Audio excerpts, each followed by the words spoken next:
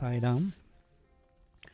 In the last session, I had spoken about a day in March 1979.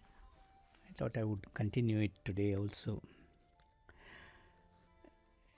We were sitting around Swami in the safe room and doing Pad Seva, and Swami was talking about science. Even though thunder and lightning are related to the occurrence of a single event, that is an event which is happening at the same time, he said, we see the lightning first and hear the thunder later. And when someone asked about the sound of the bullet hitting the target, Swami said, the bullet hitting the target and the sound of the bullet hitting the target happen simultaneously. He pointed out very beautifully that when you talk in terms of the lightning and the thunder, the lightning is light, traveling at the speed of light, and thunder is traveling at the speed of sound, and therefore the lightning always reaches faster than the thunder. But he said, when you're talking of the sound of the bullet hitting the target and the bullet hitting the target, they are same because you are now comparing the speed of the bullet with the speed of the sound. He said my Sankalpam is and its fruition are also like that. I just have to think and it is done. There is no time gap. That's what he said. He compared the bullet sound being heard and it striking the target to his Sankalpa and its fruition. Then he said, there is air in water, and that is how fishes live. There is also water in air, and that is what we call as humidity. He said, very sweetly he said, ask me all such things and I'll tell you without any difficulty. For me all this is so easy because I did not learn it from books. I left school in my 9th standard. Of course, even the teachers in those days were unaware of all this. This is what Swami said. The discussion then turned to the Shirdi Sai Avatar. When I was there, Swami said, I wore an ordinary dress before the fight. There was a Pelwan who came and challenged Baba to a fight. His name was, Swami said, Jayant Desai. I would simply strike him. Of course, there was a day on which they decided to fight, and Swami said, okay, I would simply strike him and he would fall off. The whole village, he said, was a witness to this fight. On the third day, he said, I decided to pose as if defeated because I noticed that he exhibited anger, hatred, and all such negative qualities. So I pretended to be defeated. It was then that I wore the Kashaya Vastam and the headdress, the kafni. Sai Baba used to live on the little food given by Mahalaspati. Only when the oil merchants refused to give oil, I lighted the lamps with water. This was my first miracle. Modatidi ani cheppochu, he said. The first one. You can consider this as the first miracle. Of course, Shirdi Baba's life also, there would have been, earlier also there were miracles that we know when Chand Patil was going around with his stirrup of his horse, and he found this fakir sitting on the wayside who calls him by name. That itself is omniscience. That's a miracle. He calls him by names and asks him about why he is carrying that stirrup. And then Chand Patil says that he has lost his horse. And then Baba just directs him to a place nearby where he'll find the horse. And the horse is found there eating grass without realizing whatever confusion it has caused. And that is how Chand Patil then comes there, and Baba creates fire and water by just hitting the ground. And Chand Patil realizes the magnificence of his glory. He understands that this fakir is not ordinary. I mean, the five elements, if they are under your control, you cannot but be divine. And that is what we hear. But Swami considers the pouring of oil into the lamps to light on the Deepavali day as the first miracle.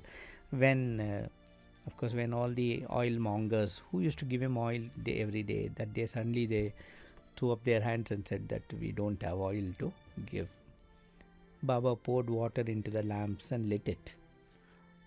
I feel that in this avatar also he did it. He used in a different way. He converted water into oil, but not the lamp oil, into petrol. He converted it to, of course, another form of energy.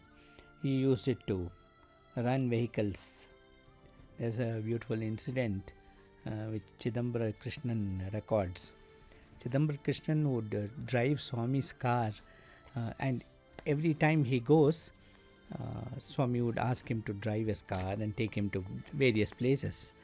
Once when he was leaving Dasra time, he asked Swami, when I come back for birthday, are we going anywhere? And Swami said, no, we are not going anywhere.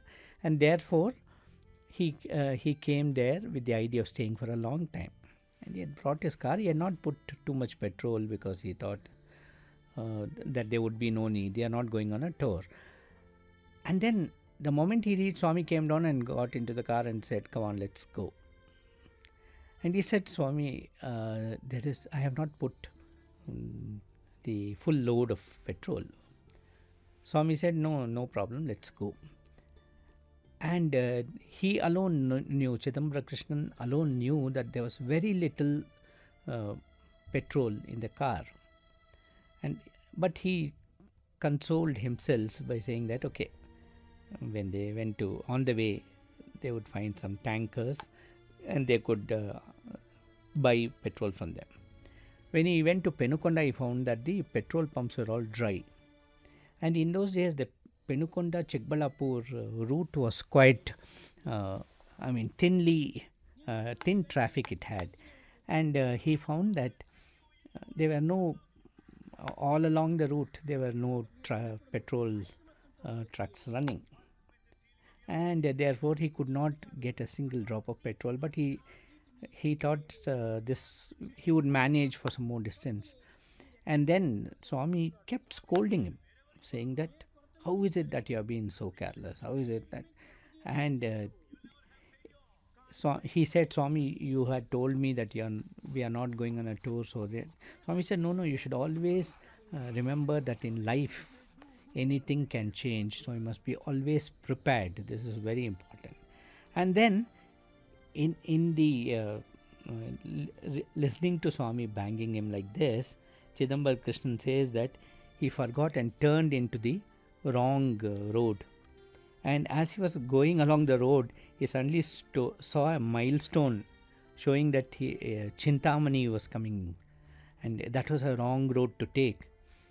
He didn't know what to do, and as he was wondering what to do, because going along the wrong path means even the little bit of oil which was there would get exhausted, just then the car stopped and the fuel meter showed 0. And Swami asked him what happened. He said, Swami, there's no petrol. So Swami asked, so what are you going to do? Swami, I will take the can, and any vehicle going this side, I will go to the nearest town and I will try to get some petrol and then put. And then Swami said, no, you can't leave me like that and go. You don't know how people, if they spot me, they'll surround me. And so this man didn't know what to do, and Swami said, come on, show me the petrol tank. He said, Swami, you cannot see the petrol tank. It is not a straight line from the top, from the outlet of the petrol tank. It is slightly bent, and so you cannot see. Swami said, no, just open it and show me. And as Swami was peeping inside, he was drumming on the car top with his fingers. And then Swami just asked him to close the tank and said, "Come on, let's go. Let's start the car." And Chidambara Krishnan said, "Swami, there is no petrol." Swami said, "You start the car, let us see." He said, "No, Swami, the car will not start." Swami said, "Just try." So when he tried, the car started. And then Swami asked, "So what does this mean? See, you said that it won't start, it has started." He said, "Yes, Swami, but the fuel gauge also has gone awry." Swami asked, "Why do you say that?" "Swami, it is showing full." And so the needle was pointing to a full tank. And Swami said, "Come, let's go." And they went from there to, I think, to Chennai or somewhere they went. But the beauty is the same miracle. See, the miracle there was, he can convert anything into anything. That is the beauty. Or he doesn't even need anything to convert it into petrol. That was the message which was shown. And Swami says that the first miracle that he did in that avatar was this: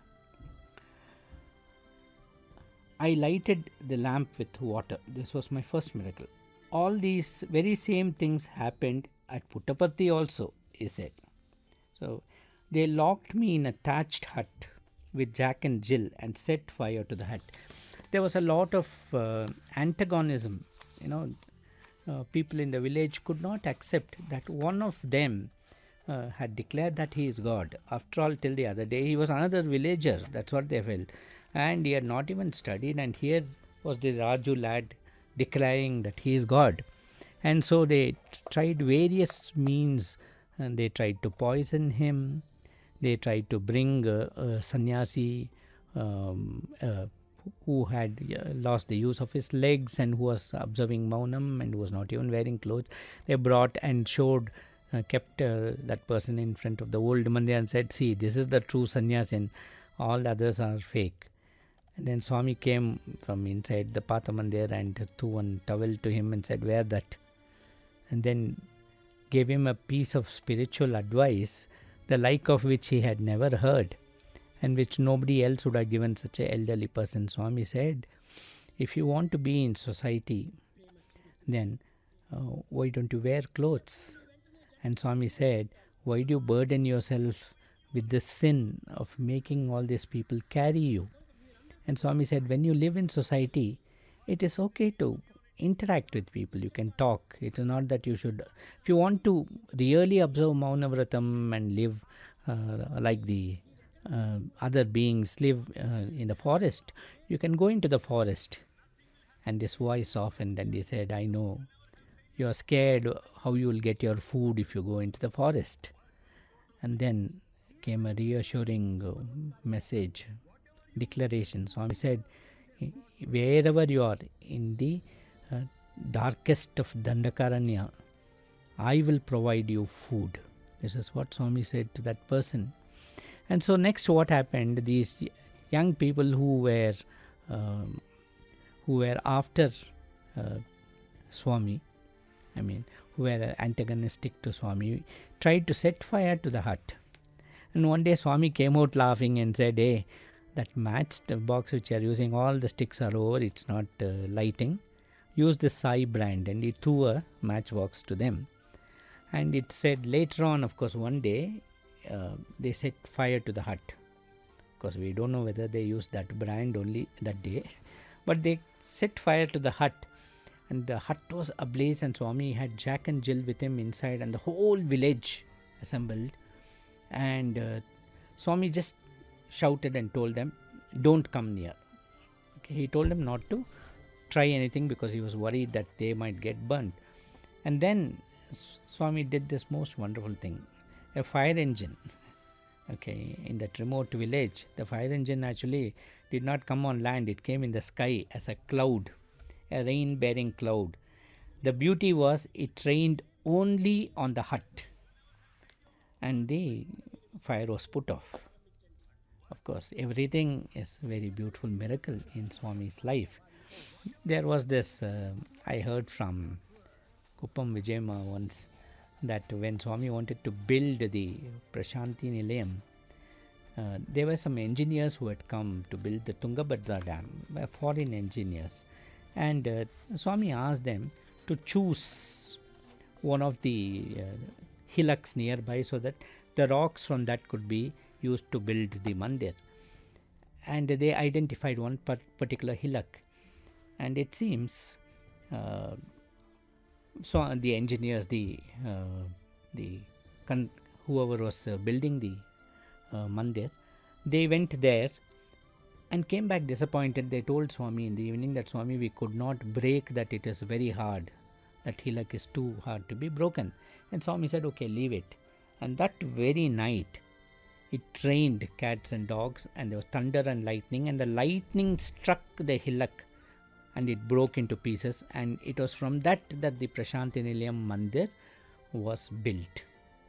So everything about Swami is miraculous. We will stop with this for today and continue tomorrow.